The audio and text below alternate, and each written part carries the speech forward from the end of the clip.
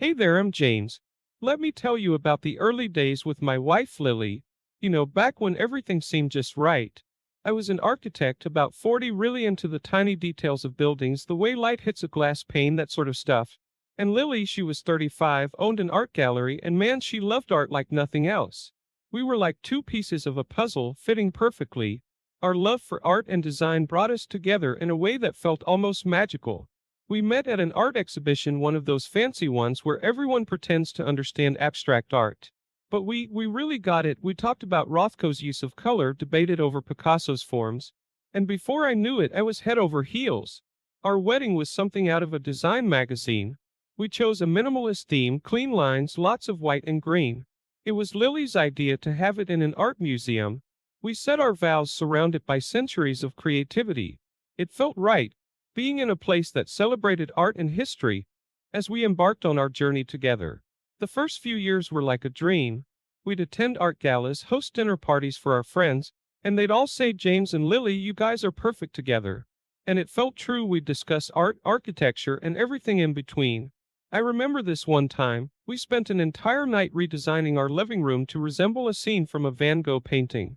It was quirky and a bit impractical, but that was us, always trying to infuse art into our life. Lily's gallery was her pride. I'd often swing by after work, and we'd talk about the new pieces she acquired. She had this knack for finding emerging artists. Some of her finds went on to become pretty big names. I was proud of her, really proud. But things don't always stay perfect, do they? As time went on, Lily started spending more time at the gallery. At first, I thought it was just the busy season, but then it became her routine. She'd stay late, miss dinners, and our art talks dwindled. I'd try to brush it off, bury myself in my work. I'd stay up late, drafting designs, trying not to feel the growing gap between us. Looking back, maybe I should have seen the signs. Maybe I was too wrapped up in my work. But you never want to believe that your perfect picture could be flawed. You cling to the good times, hoping it's just a phase. That's the thing about pictures, though. They don't change, but the subjects in them do. I wish I'd realized that sooner. But hey, that's life, right? You learn, you grow. And sometimes you find out that your picture-perfect life was just a well-curated illusion. But more on that later. For now, let's stick to the good times. To the days when Lily and I were the it couple, living our dream in a world of art and design. Alright, let's dive into how things started changing between me and Lily. You see, at first, everything was like a well-painted portrait, vibrant, full of life. Lily, with her lively spirit, was a stark contrast to my more laid-back vibe. I'm more the let's think this through guy, while she's all let's dive in and see what happens. But as time ticked by, the colors of our canvas began to shift. Lily's presence at home became less frequent. She was always at the gallery, getting wrapped up in this project or that. First, I didn't sweat it too much. I got it, right? Running a gallery isn't a walk in the park. Plus, I was neck deep in my own projects, designing buildings that touched the sky. We were like two comets, orbiting in the same universe but rarely crossing paths. I'd leave sketches on my desk at night, and when I woke up, they'd be replaced with notes from Lily, saying she got held up at work.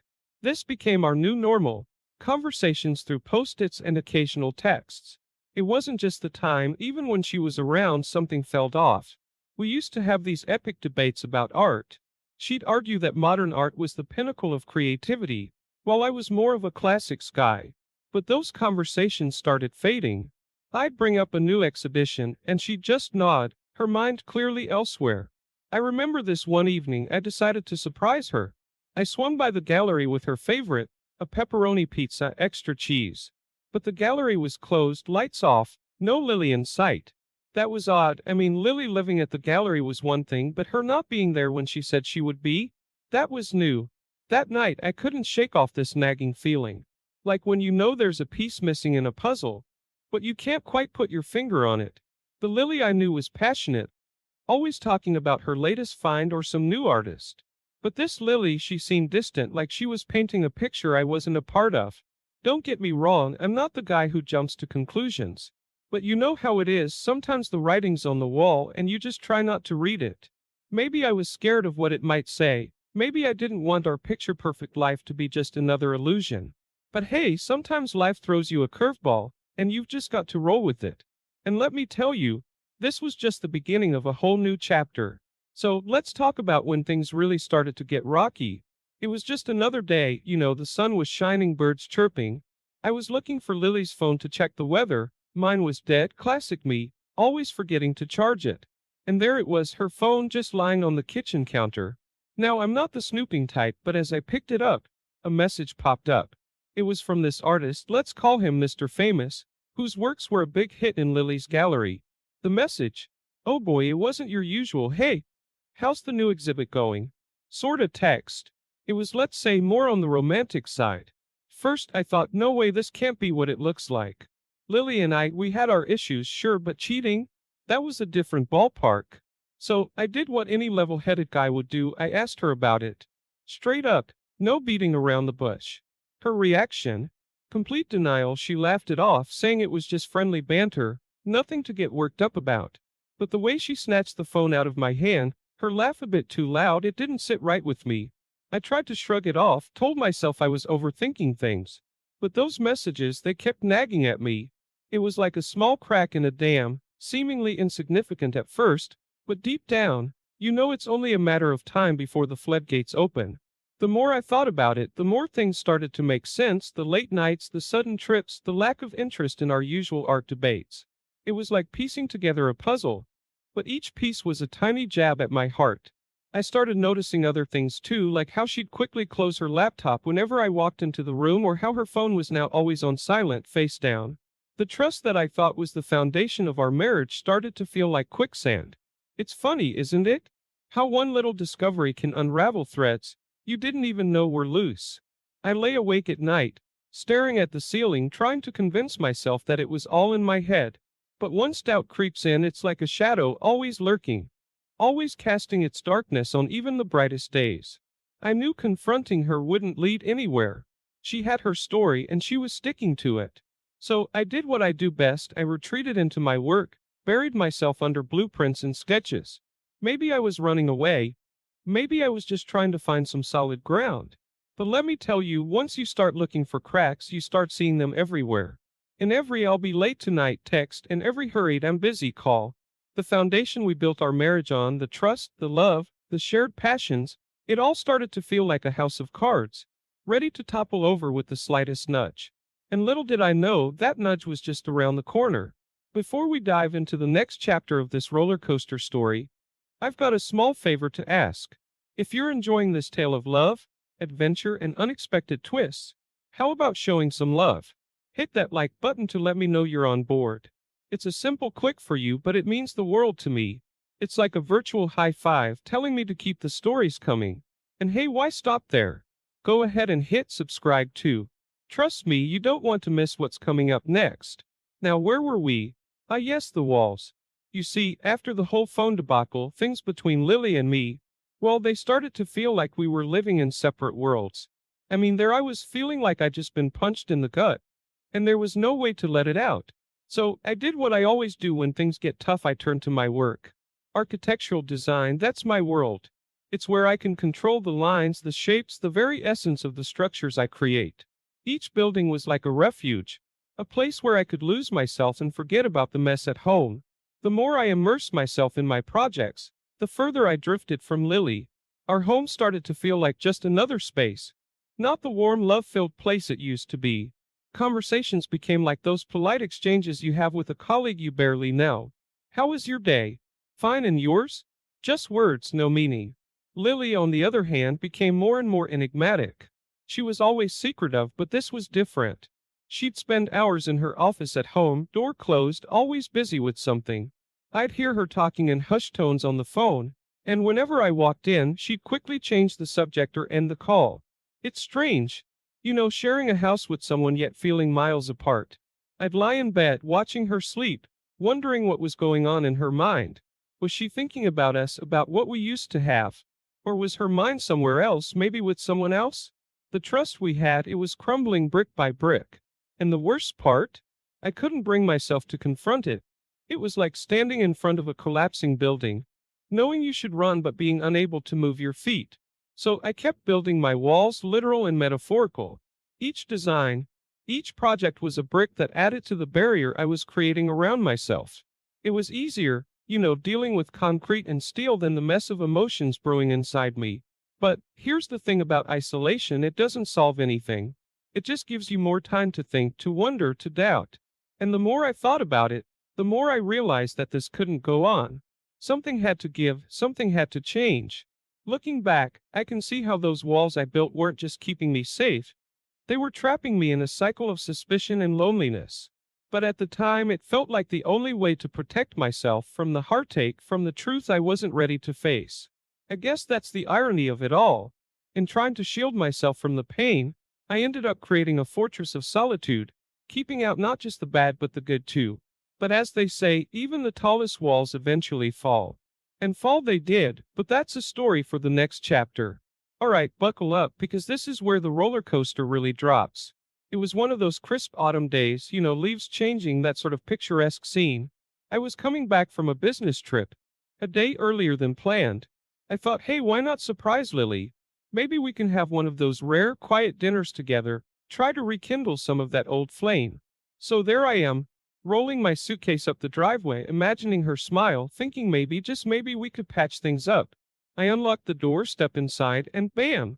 My world just stopped. It was like one of those moments in a movie where the protagonist's life turns upside down in a split second. There they were, Lily and Mr. Famous, in our living room, tangled up, and well, you get the picture. It was like being punched in the stomach. My heart sank, my head spun, and for a moment I just stood there, frozen, not believing what I was seeing. Lily jumped up, startled, scrambling for words. But what could she say? There it was, the truth, right in front of my eyes. All those late nights, the secret calls, the texts, it wasn't paranoia. It was real. My marriage, my life as I knew it, was a lie. I remember muttering something, I don't even recall what, and walking out.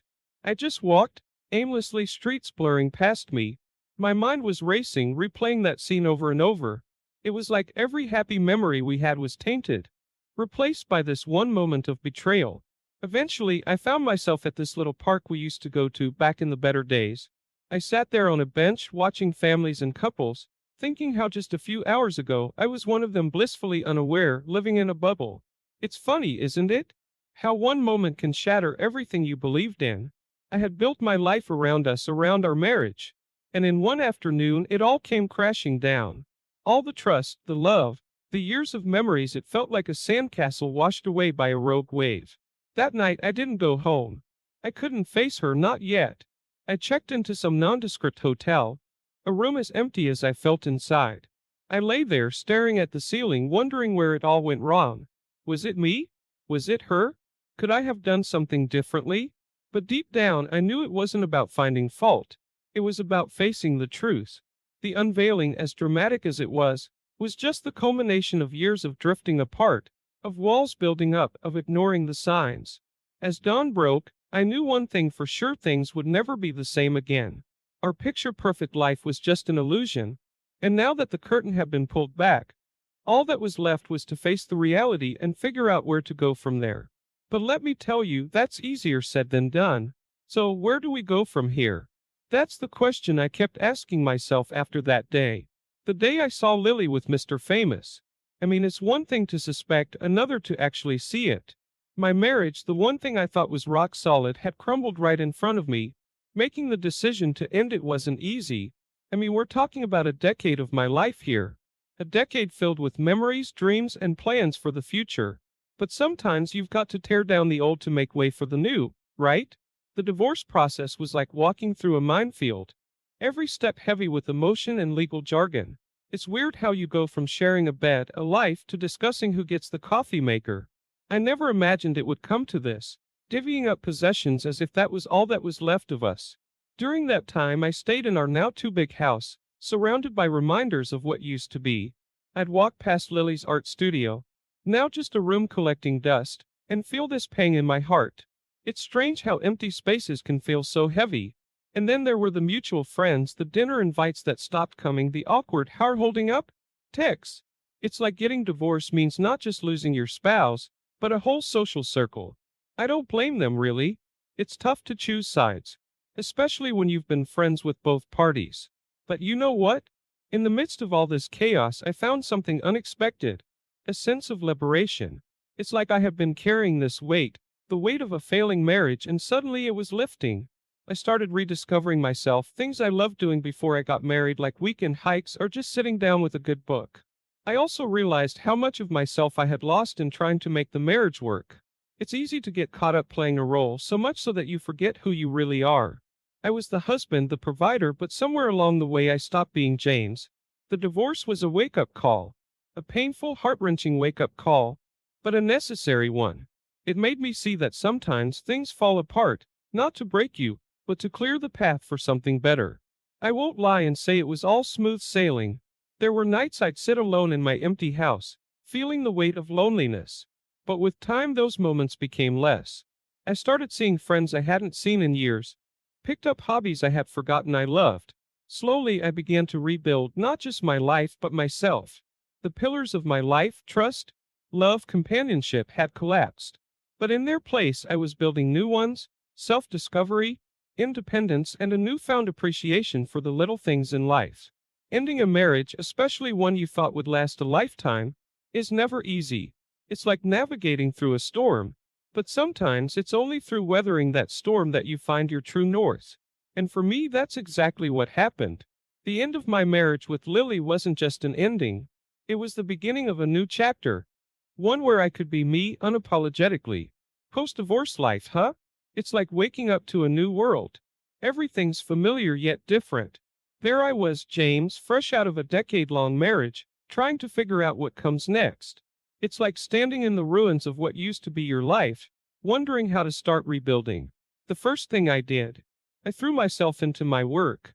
Architecture wasn't just my job, it became my sanctuary. Designing buildings, creating something from nothing, it gave me a sense of control I desperately needed.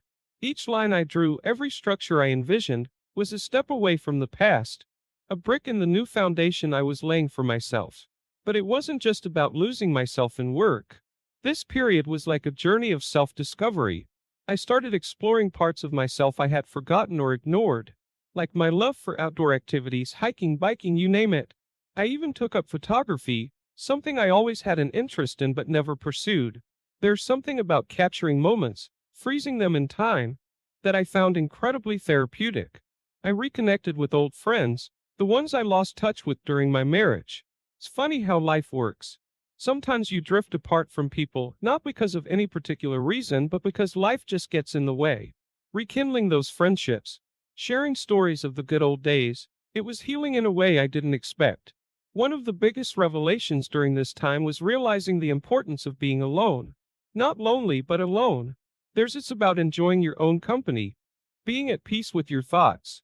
I started this ritual Saturday mornings at a local coffee shop. Just me, a cup of joe, and a book. Simple, yet it became something I looked forward to every week. As I rebuilt my life, I also began to dabble in new experiences. Cooking classes, language lessons, even a pottery workshop. Who knew I had a knack for making lopsided vases? But that's the beauty of it, trying new things without any expectations, just for the joy of it. This period wasn't without its challenges, of course. There were days when the weight of what I'd lost hit me like a ton of bricks. But those moments became fewer and farther between. I learned to embrace the highs and navigate the lows, understanding that it's all part of the journey. Looking back, this chapter of my life was about more than just moving on from my divorce. It was about rediscovering who I was, what made me tick. It was about taking the scattered pieces of myself and putting them back together, maybe not in the same way as before, but in a way that felt right. I won't say I emerged from this period completely healed, or that I have all the answers now. But I can say this, I found a sense of peace, a contentment within myself that I hadn't felt in years. And that, my friends, is worth more than any material possession or external validation. So that's the story of how I rebuilt myself from the rubble of a broken marriage. It's not a story of a tragic ending, but one of a hopeful beginning, a testament to the resilience of the human spirit. And as I stand here looking back at the path I've traveled, I can't help but feel a sense of gratitude for the journey, for it has made me who I am today. Let's turn the page to the final chapter of this saga. Months have passed since the divorce, and I was starting to feel like I had a handle on this new chapter of my life. That's when Lily decided to make a reappearance. One ordinary Tuesday there was a knock at my door. I opened it to find Lily, a mix of nerves and regret painted on her face. She came bearing apologies, each word heavy with remorse. She talked about how sorry she was, how she realized the enormity of her mistake, how much she missed our life together. I won't lie, seeing her like this, so vulnerable, it stirred up a lot of old feelings. But it also brought back memories of the pain, the betrayal. She spoke of longing for the past, for the life we once shared, but you know what? That life, it didn't exist anymore. It was like a painting we had both worked on that ended up being slashed down the middle. There was a time when I would have done anything to hear those words from her, to have her come back and say she wanted to try again. But that was the old me, the me before I embarked on my journey of self-discovery, before I learned to find strength in solitude and joy in independence. So there we were, standing at my doorstep, a crossroads of sorts. Lily seeking redemption and a path back to the past, and me looking forward to a future I was just beginning to carve out for myself. I listened, really listened to everything she had to say, but as she spoke I realized something important. I wasn't the same person she left. The experiences, the growth, the introspection, it had all shaped me into someone new. Someone who valued his self-respect and emotional stability more than a shot at rekindling a broken relationship. It was a defining moment, you know? Choosing to walk my own path, not out of spite or anger, but out of a deep understanding of what was best for me. I explained to Lily as gently as I could that while I forgave her, I couldn't go back to what we had. That chapter of my life was closed, and I was already pages into a new one. In the movies, this is where the dramatic reconciliation happens, the music swells and the credits roll. But real life, it's messier, more complex. There's no neat resolution, just the continuous journey of finding and defining oneself. As Lily walked away, I felt a sense of closure, like I was putting the final brushstroke on a tumultuous part of my life. I was ready to step into the next scene, not as a victim of betrayal, but as the protagonist of my own story, one where I held the pen. This chapter, it's about more than just moving on from a failed marriage. It's about embracing change, about finding strength in the most unexpected places, about realizing that sometimes, the best thing you can do for yourself is to let go and look forward. As I close this chapter, I do so with a heart full of hope and a mind open to the endless possibilities that lie ahead. My story isn't one of tragedy, it's a story of resilience, growth, and most importantly, a story of new beginnings. And let me tell you, I'm excited to see where this new journey takes me.